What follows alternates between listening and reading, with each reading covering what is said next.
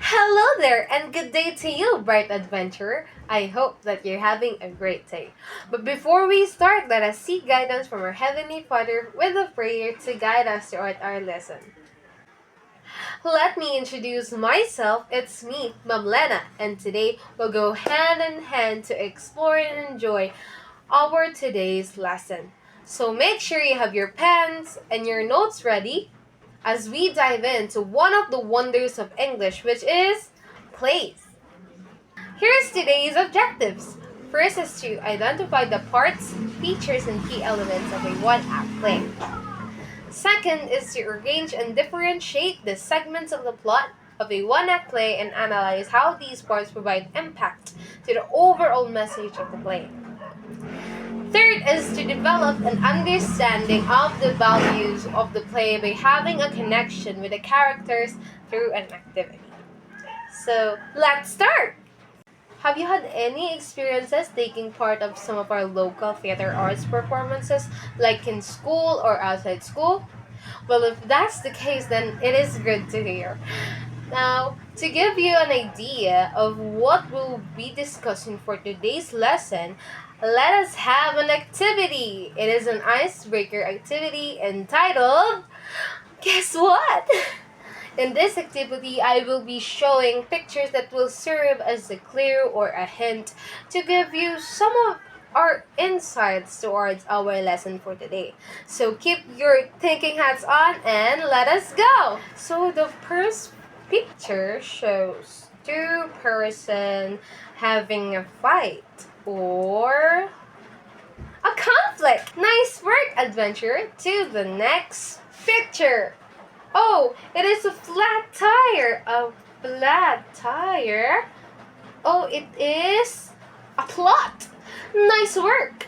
And for the last picture, I commonly see this on my phone, but I forgot the name. Can you guess what it is? Nice, it is called settings. I hope you did enjoy our short and brief activity, but now I will be discussing one-act play. But what is a one-act play? If we were to compare a one-act play to a full-length play, it'll be the same comparing a short story to a novel. It is relatively shorter. Nice. So a one-act play is concise, meaning it is brief and it is short, yet it is comprehensible. It is more focused on the theatrical aspects, theatrical elements, and words rather than the full narrative like a full-length play does. A full-length play is extensive and detailed, while a one-act play is pretty much straightforward. To further understand what a one-act play is, let me discuss the features of a one-act play. The first feature is that the one-act play are confined into one act only.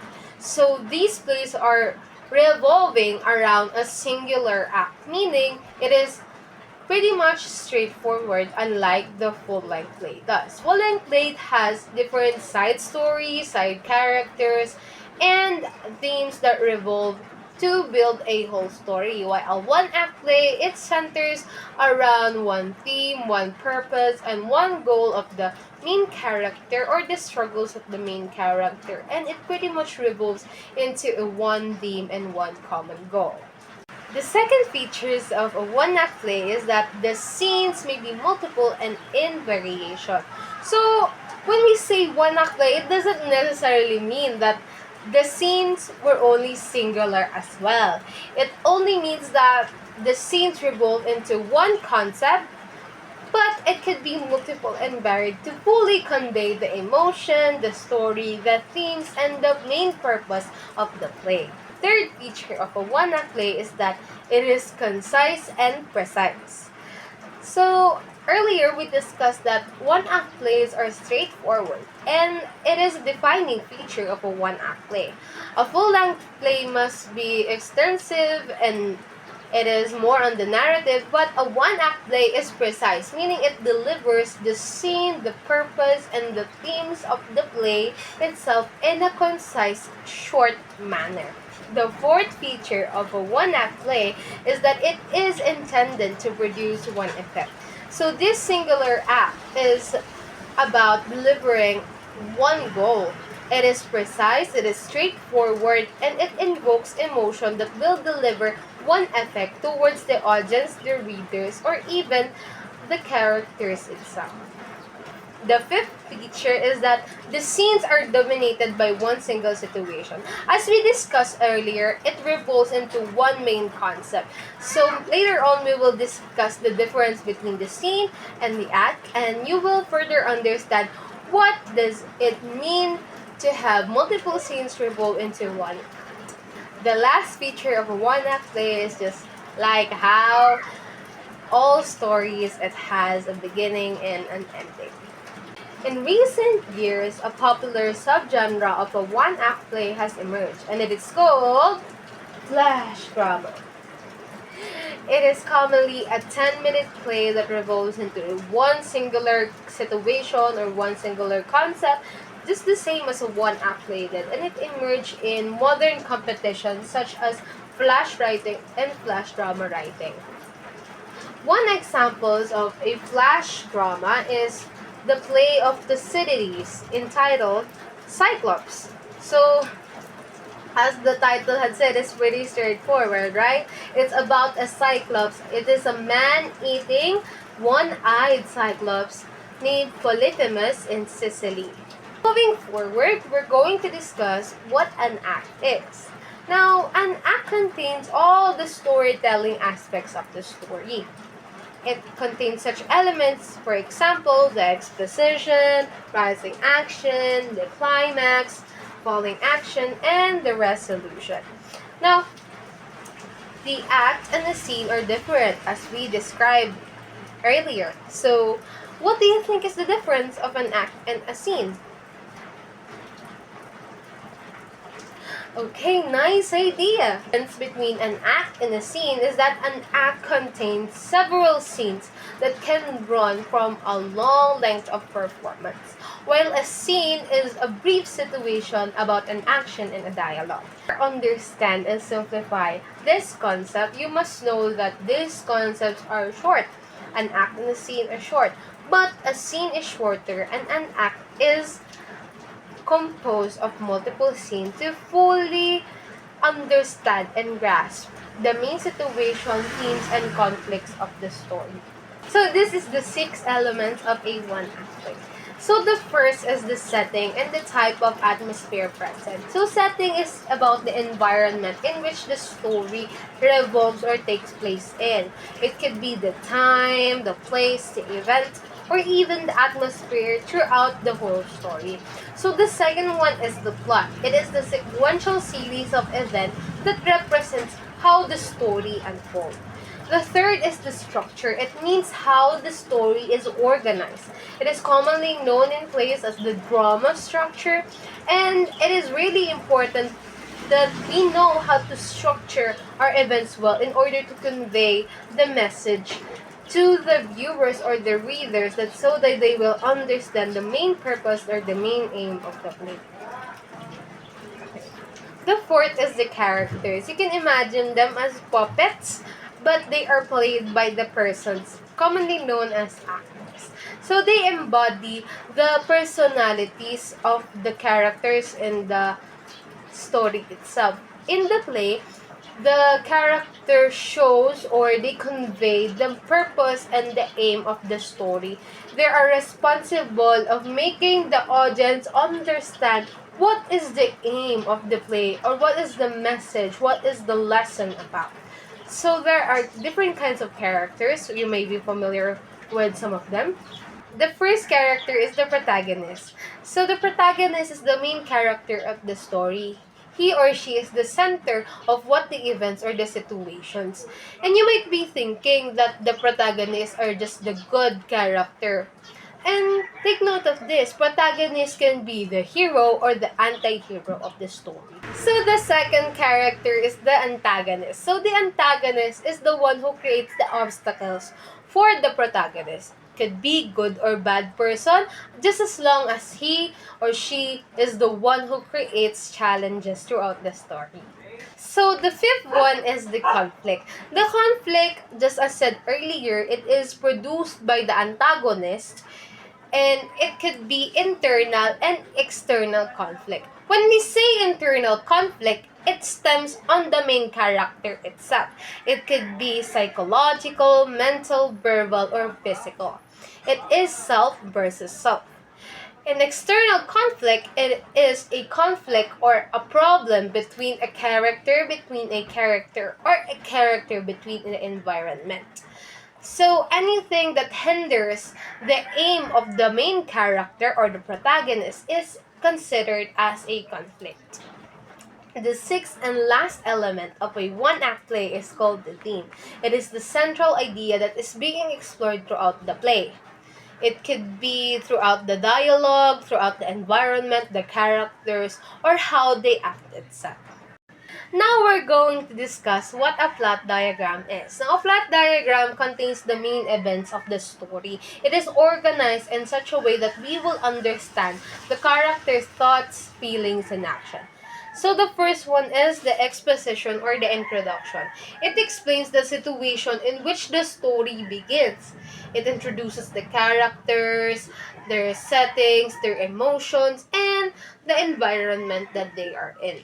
Now, the rising action is where the complication, problems, and conflicts are presented. The climax, which the word itself max, maximum excitement, which is the highest point of interest in one story. It is usually when a question is raised whether the protagonist will succeed or not. Now, we're going to move on with the falling action. The falling action is where the solutions to the certain problems presented in the story are presented. It is usually when the problems are solved or not, or the protagonists are successful to overcome such hindrances. Lastly, the conclusion or the denouement, it is the situation in which the story ends. Now, Ma'am Lena, what is the importance of knowing one act play is? Ay, great question, Bright Adventure. Like all fiction, the primary purpose of a one-act play is to entertain. It is meant to invoke feelings and teach the audience a story or a lesson about life. It mirrors our society and is a gateway of art expression and educating our future students, learners, families, and those who are around us. Did you understand our lesson? To reinforce our learning, we're going to have a reading task about the story of Lucille Fletcher's. Sorry, wrong number. It is a one-act play revolving about Leona Stevenson, a bedridden woman, and a wrong phone call. You can access the material here in this link. Now, Bright Adventure, are you ready to read? You can pause the video and continue it afterwards you are done. In 3, 2, 1. Are you done?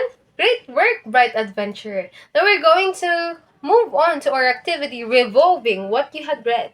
Is it a good story? I bet it is. We're going to have an activity called Play in Process. In this activity, you're going to identify the parts of the one-act play Sorry, Wrong Number by Lucille Fletcher. You're going to put the exposition, rising action, climax, falling action, and denouement of the story. Are you ready? Again, you can pause the video while you're answering, and we will check it afterwards you are done. In 3, 2, 1, go! Now, I think that you are done answering our activity. Are you ready to know the answers of our play and process? Okay, let's start. Now here is our exposition. The play begins with Mrs. Leona Stevenson, a wealthy, bedridden woman, attempting to make a normal phone call to her husband, Henry Stevenson, at his office. This defines her persona as neurotic, dominating, and accustomed to control, as well as her illness-induced solitude. We understand that from her talks that she lives alone and relies on others for support. Now, here's the rising action of the story. Mrs. Stevenson overhears a murder conversation about two men attempting to contact her husband. They discuss details and disguise the act as robbery. Despite her attempts, they are met with bureaucratic indifference, causing Mrs. Stevenson to build anxiety as she identifies the cryptic interaction indicating the crime may involve her. Here's the climax of the story. Mrs. Stevenson realizes she is the intended victim of the murder plot. Becoming frantic and desperate for help, the tension peaks as she hears noises indicating the killer's arrival. It's kind of scary. When you read this story, did you feel chills as well? Now here's the following action. Mrs. Stevenson's desperate cries for help on the phone indicate that an intruder had murdered her, and the phone operator and others on the line cannot intervene due to her final struggle. Kinda sad, isn't it? Now the ending or the denouement was this. The play ends with the murder of Mrs. Stevenson, the bedridden protagonist. This unsettling ending highlights the themes of isolation, miscommunication, and the failures of societal systems, leaving the audience with a profound sense of unease. Now, have you enjoyed our activity? I have some questions for you. First is, what are the challenges have you encountered during the activity? What are the strategies you applied to analyze and identify the parts of a one-act play? The third one is, do you have a hard time understanding the lesson?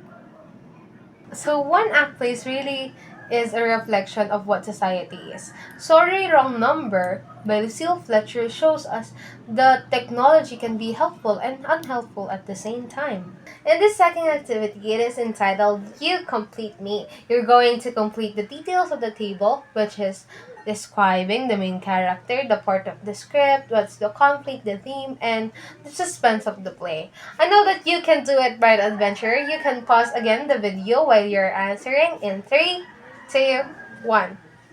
Now, good job, Great Adventurer. I know that you can finish our activity. Now we're going to discuss the answers to our activity, You Complete Me. Now, the first table asks us to describe Miss Leona based from the script. Miss Leona is confined to her bed due to her heart condition.